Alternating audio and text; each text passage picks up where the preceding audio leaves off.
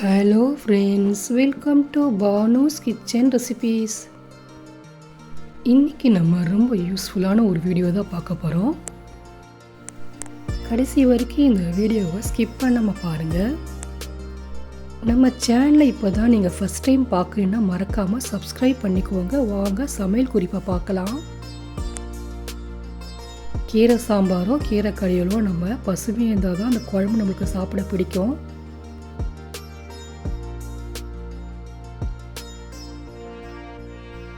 எப்பயும் போல் பருப்பு வெந்த பிறகு கீரையை ஆட் பண்ணிக்கோங்க. கீரை எப்பயுமே ரொம்ப நேரம் வேக வைக்காதீங்க. அது மாதிரி கீரையை மூடியும் வேக வைக்காதீங்க. பருப்போட கீரை ஒரு கொதி வரும்போது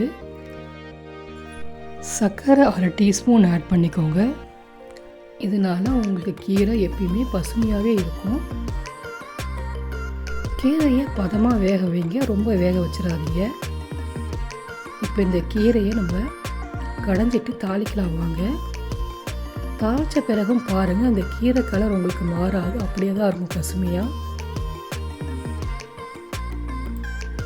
இந்த டிப்ஸை ட்ரை பண்ணி பாருங்கள். வாங்க அடுத்த டிப்ஸை பார்க்கலாம்.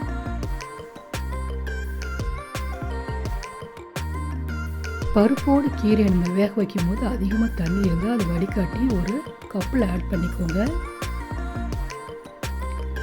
பெப்பர் பவுடர் 1/2 ஸ்பூன், ஒரு சிட்டிகை உப்பு சேர்த்து மிக்ஸ் பண்ணிக்கோங்க. ஹெல்த்தியான ஒரு சூப் ரெடி ஆயிடுச்சு. அடுத்த டிப்ஸ் பார்க்கலாம் வாங்க. சின்ன வெங்காயம் வாங்கணும் உங்களுக்கு ஆசையாக இருக்கும், ஆனால் உரிக்கிறதுக்கு பயப்படுவீங்க, கண்ணும் எரியும். இந்த சின்ன வெங்காயத்தை ஒரு பவுலில் ஆட் பண்ணிக்கோங்க. ஐஸ் வாட்டரோ இல்லைன்னா தண்ணி சேர்த்து ஐஸ் க்யூப் போட்டுக்கோங்க. இதை அப்படியே 10 நிமிஷம் விட்டுடுங்க.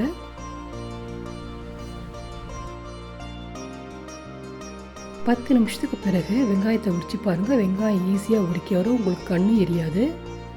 இந்த டிப்ஸை ட்ரை பண்ணி பாருங்கள். வெங்காயம் ஃபுல்லாக உரிச்சாச்சு. இப்போ இந்த தோலை வேஸ்ட் பண்ணாதீங்க. இந்த தோலும் தண்ணியும் வேஸ்ட் பண்ணாமல் ரோஸ் இல்லை மல்லிகை செடிக்கு ஊற்றுங்க. உங்களுக்கு பூக்கள் நிறையா பூக்கும்.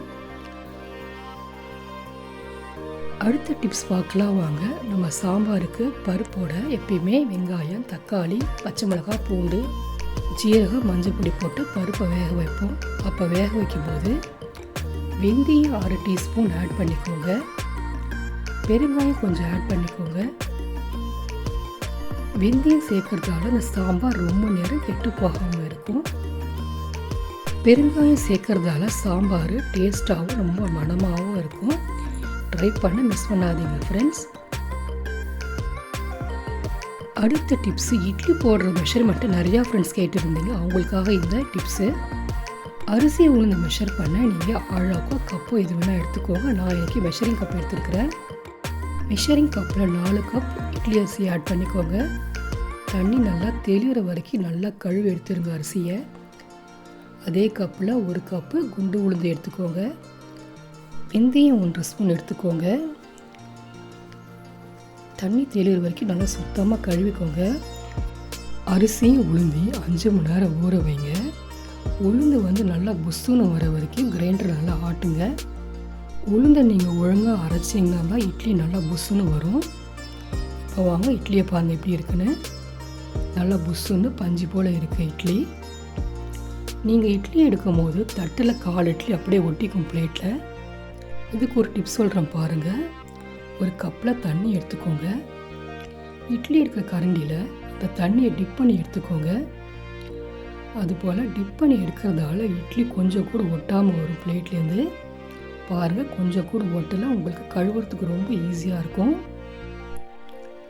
இட்லியும் பாருங்கள் நல்லா சாஃப்டாக புசு புசுன்னு இருக்குது.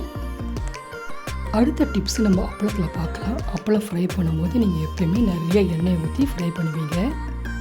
அப்படி அப்பளம் பொரிக்கும் போது மாவு மாதிரி உங்கள் வானலில் பணிஞ்சு போயிடும். அப்பளத்தை இதை மாதிரி சின்ன சின்ன பீஸுகளாக கட் பண்ணி எடுத்துக்கோங்க. ஒரு கண்டெய்னரில் டிஷ்யூ பேப்பர் வச்சுருங்க. டிஷ்யூ பேப்பர் வச்சு அப்பளத்தை உள்ளே வச்சுருங்க. இது போல் அப்பளம் வைக்கிறதால உங்களுக்கு எக்ஸஸாக உள்ள மாவெல்லாம் டிஷ்யூ பேப்பரில் இறங்கிடும். அப்பளம் பொரிக்கிறதுக்கு இதை மாதிரி சின்ன வானலில் கொஞ்சமாக எண்ணெயை ஊற்றி பொரிங்க. நிறைய எண்ணெய் ஊற்றி அப்பளத்தை பொரிக்காதீங்க. உங்களுக்கு எண்ணெய் வேஸ்ட்டு நம்ம உடம்புக்கு நல்லது கிடையாது. அதே எண்ணெய் அப்புறம் மறுபடியும் சமைப்பீங்க. அதனால் கொஞ்சமாக ஊற்றி அப்பளத்தை பொரிங்க. வானலில் இருக்கிற எண்ணெயை பாருங்கள், கொஞ்சம் கூட மாவு படிஞ்சிருக்காது. எல்லா சமையல் குறிப்புகளும் ட்ரை பண்ணி பாருங்கள். இந்த சமையல் குறிப்பு உங்களுக்கு பிடிச்சிருந்தால் லைக் பண்ணுங்கள், ஷேர் பண்ணுங்கள், கமெண்ட் பண்ணுங்கள். எங்கள் சேனலை சப்போர்ட் பண்ணி சப்ஸ்கிரைப் பண்ண மறந்துடாதீங்க. இது போல் அடுத்த வீடியோவில் உங்களை அனைவரும் பார்க்கலாம் ஃப்ரெண்ட்ஸ். பாய்.